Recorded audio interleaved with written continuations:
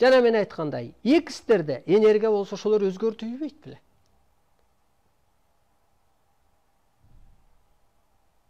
Мисалы, мына Мадумаров акам, тилинен чаң чыгат. Ал спикер болуп турганда уктап калды беле. Каркыраны сатып атканда эмне ал кайда жүрдү эле?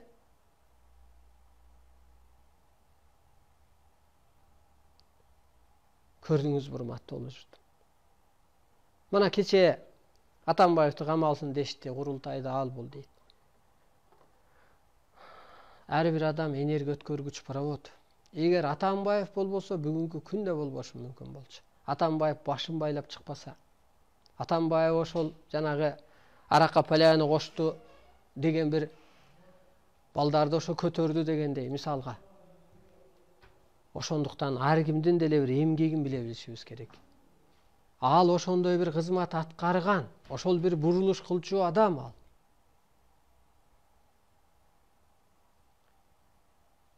Анда биз кайда элек? Биз пулдан жардам бердик. Мына мен. Кийин келиптир. Сен жардам бергенсиң, сага апрель баатырларын берели деп атабыз, акча бер дейт да. Куулап чыктым ошолорду. Бар, жоголгула башым. Мага баатырыңдын кереги жок. Мага көктөн баатырмын мен. Мен калыстык үчүн баргам. Каражаттан жардам бергем. Мен да күйүп бышкам. Ошо күйүп бышканда энергиябыз иштегендир.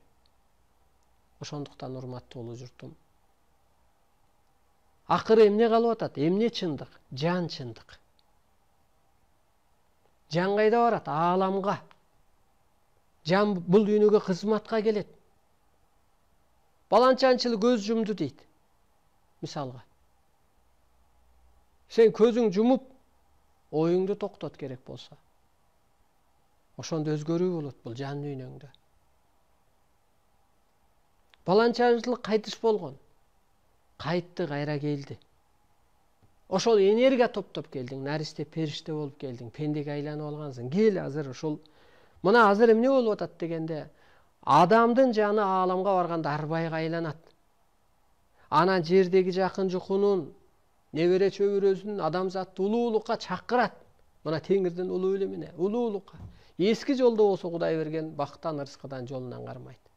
Ал жаны агарып атат асманга барганда. Бул илим аркылуу сенин таның агарып атат.